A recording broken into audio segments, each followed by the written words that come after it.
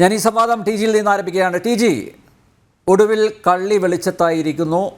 അഭിമുഖം പ്രസിദ്ധീകരിച്ച ഹിന്ദു ദിനപത്രത്തെ തിരുത്താൻ പോയത് മുഖ്യമന്ത്രിയെ തിരിഞ്ഞുകുത്തിയിരിക്കുന്നു. പിണറായിക്ക് PR ഏജൻസിയുണ്ടെന്ന് വ്യക്തമായിരിക്കുന്നു.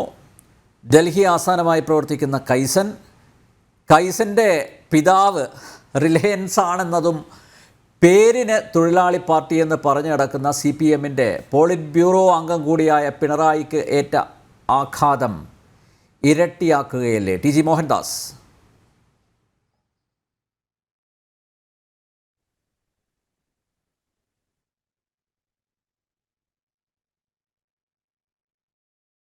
I have come out from my home state. അതിൽ തെറ്റൊന്നും ഞാൻ കാണുന്നില്ല. പഴയ കാലമല്ലല്ലോ, ഇപ്പം നരേറ്റീവുകളുടെ കാലമാണ്.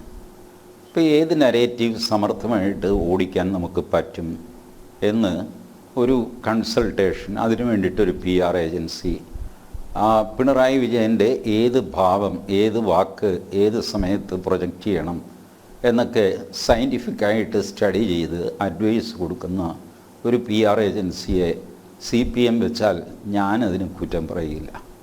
PR ഏജൻസി ഒരു മോശപ്പെട്ട കാര്യമാണ് എന്ന് ഒരു പൊതുധാരണയുണ്ട്. അതുകൊണ്ടാണ് ഈ ബഹളം. ആ ധാരണയുടെ പുറത്താണ് മുഖ്യമന്ത്രി ആദ്യം നിഷേധിച്ചത്. എനിക്ക് ഓർമ്മയുണ്ട്, നമ്മുടെ കോവിഡ് കാലത്താണെന്ന് തോന്നുന്നു, അദ്ദേഹം ആരോ എഴുതി കൊടുക്കുന്നതാണ് വായിക്കുന്നത്. എഴുതി കിട്ടിയ ചോദ്യങ്ങൾക്കാണ് എഴുതി തയ്യാറാക്കിയ മറുപടി കൊടുക്കുന്നത്. ഇങ്ങനൊരു ആക്ഷേപം വന്നു. അന്ന് അദ്ദേഹം പറഞ്ഞു, നിങ്ങൾ കുറേ കാലമായി കയ്യിലുകുത്തി നടക്കുന്നു, ഞാനും കയ്യിലുകുത്തി നടക്കുന്നു. നിങ്ങളുടെ ചെവിയിലൊക്കെ ഇപ്പോൾ ഇരിക്കുന്ന കുന്ത്രാണ്ടമുണ്ടല്ലോ, അങ്ങനത്തെ ഒരു കുന്ത്രാണ്ടവും എൻ്റെ ചെവിയിലില്ല. എനിക്കാരും ഒന്നും പറഞ്ഞു തരുന്നില്ല, എനിക്കതിൻ്റെ ആവശ്യവുമില്ല. ഇതായിരുന്നു അദ്ദേഹത്തിൻ്റെ മറുപടി. അപ്പോൾ അങ്ങനെ ഈ PR ഏജൻസി എന്ന് പറഞ്ഞാൽ എന്തോ ഒരു മോശപ്പെട്ട വൃത്തികെട്ട കാര്യമാണ്. നിങ്ങളൊക്കെ ആ കുന്ത്രാണ്ടം കൊണ്ടു നടക്കുന്നു, എനിക്കതിൻ്റെ ആവശ്യമില്ല എന്നൊക്കെ പറഞ്ഞ് ഞെളിഞ്ഞു. അപ്പോൾ അത് ഈ ആനപ്പകയുള്ള മാധ്യമങ്ങൾ അവരുടെ മനസ്സിലിങ്ങനെ സൂക്ഷിക്കുമല്ലോ, എവിടെ വെച്ചാണ് പിടിക്കേണ്ടത്. അതിൽ തന്നെ ചെന്ന് അദ്ദേഹം ചാടുകയും ചെയ്തു. വാസ്തവത്തിൽ സെപ്റ്റംബർ 21 അദ്ദേഹം വലിയൊരു നീണ്ട പത്രസമ്മേളനം നടത്തി അൻവർക്കെതിരെ.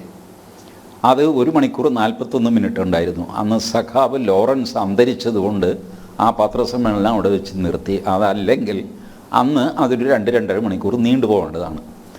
അന്ന് പിണറായി വിജയൻ പറഞ്ഞ കാര്യങ്ങളൊക്കെ ഈ പറഞ്ഞ ഹിന്ദുവിലെ വിവാദ പരാമർശം എന്നൊക്കെ പറയുന്ന സാധനം സെപ്റ്റംബർ 21 തന്നെ അദ്ദേഹം പറഞ്ഞതാണ്. ഇത് ഹിന്ദുവിൽ അച്ചടിച്ച് വന്നിട്ട് ഇപ്പോൾ പലരും പറയുന്ന പോലെ 32 മണിക്കൂർ കഴിഞ്ഞിട്ടാണ് പ്രതികരണം ഉണ്ടാകുന്നത്. ശരി, 32 മണിക്കൂർ കഴിഞ്ഞ് പ്രതികരണം ഉണ്ടായപ്പോൾ തന്നെ പിണറായി വിജയൻ്റെ ഒറിജിനൽ സ്റ്റാൻഡിൽ നിന്നാൽ മതിയല്ലോ. ഈ ബഹളം കഴിഞ്ഞിട്ട് കോഴിക്കോട് ഇന്നലെ അദ്ദേഹം പ്രസംഗിച്ചു. അദ്ദേഹം പറഞ്ഞു, മലപ്പുറം എന്നാൽ ഒരു ജില്ലയാണ്, അതിന് മുസ്ലിം എന്ന അർത്ഥമില്ല.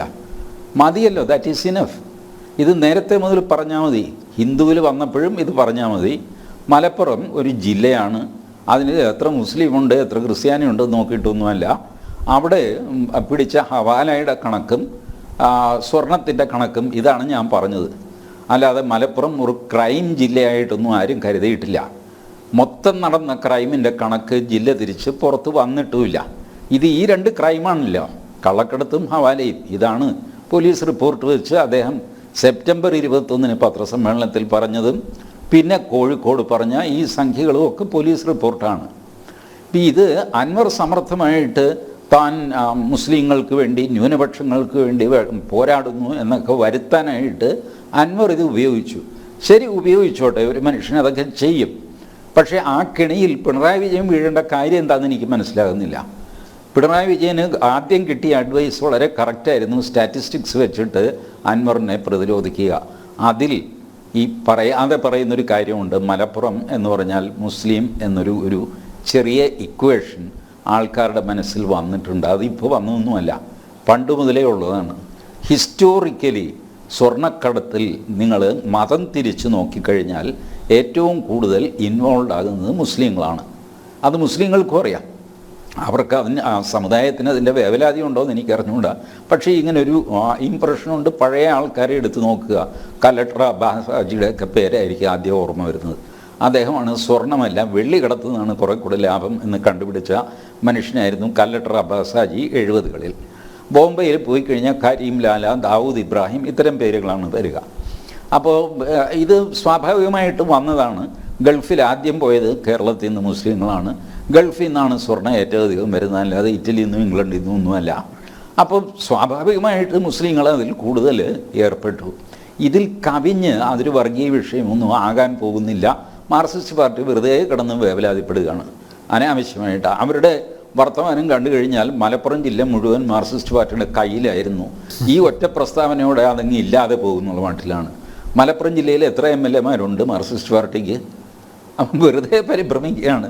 പക്ഷേ ഇപ്പം എന്ത് ചെയ്യാനാ, ഇങ്ങനെയൊക്കെ വന്ന് ചാടിപ്പോയി.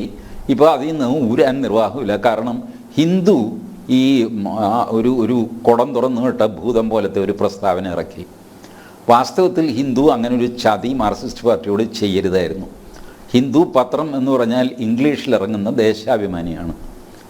അപ്പോൾ ആ ഇംഗ്ലീഷ് ദേശാഭിമാനിക്ക് അഭിമുഖം കൊടുക്കാനായിട്ട് വലിയ PR ഏജൻസിയോ ഒന്നും ആവശ്യമില്ല. അവിടെ ഇരിക്കുന്ന PM മനോജോ അല്ലെങ്കിൽ PM മനോജിൻ്റെ പ്യൂണോ ഉണ്ടെങ്കിൽ ആ പ്യൂണോ വിളിച്ച് പറഞ്ഞു കഴിഞ്ഞാൽ ഹിന്ദു ഉടനെ ചാടിക്കയറിയിട്ട് അഭിമുഖം എടുക്കും. അത്രേ ഉള്ളൂ ഹിന്ദു. പഴയ കസ്തൂരി രംഗൻ്റെ ഹിന്ദു ഒന്നുമല്ലല്ലോ ഇപ്പോൾ അത് മാർക്സിസ്റ്റ് പാർട്ടിയുടെ ഒരു ഇംഗ്ലീഷ് പത്രമാണ് സാധനം. ഇതിൽ ഇത്ര വലിയ പ്രശ്നം ഉണ്ടാക്കിയിട്ട് ഹിന്ദുവിനെ ഒരു കുഴപ്പത്തിൽ ചെന്ന് ചാടിച്ചു. പറയാത്ത കാര്യം ഹിന്ദു പ്രസിദ്ധീകരിച്ചു എന്നുള്ള മട്ടിൽ കത്ത് കൊടുത്തു. അവർക്ക് കത്ത് കൊടുത്തപ്പോൾ അവർ കോർണർ ചെയ്യപ്പെട്ടു. അവർ സത്യം വിളിച്ചു പറഞ്ഞു. ഇപ്പോൾ എല്ലാവരും ബ്രിട്ടാസ് അടക്കം പറയുന്നത് പിണറായി വിജയന് PR ഏജൻസിയുടെ ആവശ്യമില്ല. ശരിയാണ് അനിൽ നമ്പ്യാർ, നമുക്ക് ഉറങ്ങാൻ തലയിണയുടെ ആവശ്യമില്ല. പക്ഷെ തലയിണ ഉണ്ടെങ്കിൽ ഒരു സുഖം ഇല്ലേ? അതുപോലെ PR ഏജൻസി ആവശ്യമില്ലായിരിക്കാം, പക്ഷേ അതുണ്ട്. ആ തലയിണയിൽ തല വെച്ച് പിണറായി വിജയൻ സ്വസ്ഥനായിട്ട് കിടക്കുന്നു. ഇതാണ് അവസ്ഥ. അതുകൊണ്ട് ആവശ്യമുണ്ടോ ഇല്ല എന്നുള്ളതല്ല. ബ്രിട്ടാസ് പറയേണ്ടത് ഈ പെർട്ടിക്കുലർ കാര്യത്തിൽ PR ഏജൻസി ഇടപെട്ടോ, ഈ പറഞ്ഞ കാര്യം സത്യമാണോ, മുഖ്യമന്ത്രിക്ക് ഇടവും വലവും PR ഏജൻസിയുടെ ആൾക്കാരാണോ ഉണ്ടായിരുന്നത്, പാർട്ടിക്കാരും മരുന്നിന് പോലും ഡൽഹിയിലില്ലേ, കേരള ഹൗസിലല്ലേ ഇത് നടന്നത്, സംഭാഷണം നടന്നത്, അവിടെയുള്ള കമ്മ്യൂണിസ്റ്റ് പാർട്ടിക്കാരെവിടെ പോയി? കേരള ഹൗസിൽ മാക്സിമം കമ്മ്യൂണിസ്റ്റ് ജീവനക്കാർ വരെ ഉള്ള ഒരു സ്ഥലമാണ് കേരള ഹൗസ്, നമുക്കറിയാമല്ലോ. എല്ലാ മുഖ്യമന്ത്രിയുടെ ആൾക്കാരാണ് ഭൂരിഭാഗം. കൂടെ കൂട്ടുമായിരുന്നു.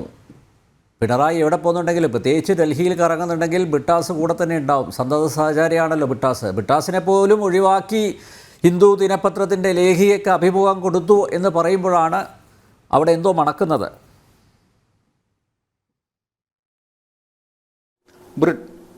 ബ്രിട്ടാസിനേക്കാൾ പ്രിയപ്പെട്ടവരാണ് PR ഏജൻസി എന്ന് സാരം. ബ്രിട്ടാസിനോടും പിണറായി പറഞ്ഞു കാണും, നിൻ്റെ ഒന്നും ബുദ്ധി പോരാ, ബുദ്ധി വേറെ വാടകയ്ക്ക് എടുക്കണം, എങ്കിലേ ഈ കാര്യം നടക്കുകയുള്ളൂ.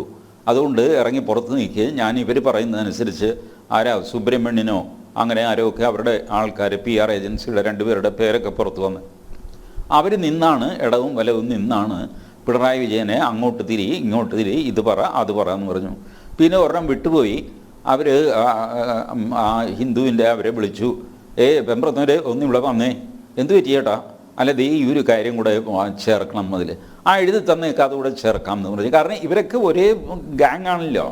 ഹിന്ദു പത്രം എന്ന് പറയുന്നത് ദേശാഭിമാനിയാണെന്നേ.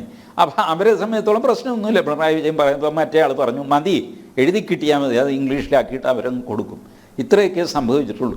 ഇതങ്ങോട്ട് സമ്മതിച്ചാൽ ഒരാകാശം ഇടിഞ്ഞു വീഴാനില്ല. മാർക്സിസ്റ്റ് പാർട്ടി വെറുതെ പരിഭ്രമിക്കുകയാണ്. പക്ഷെ ചെന്ന് ചാടിപ്പോയി. PR ഏജൻസി ഇല്ല എന്ന് നേരത്തെ പറഞ്ഞുപോയി.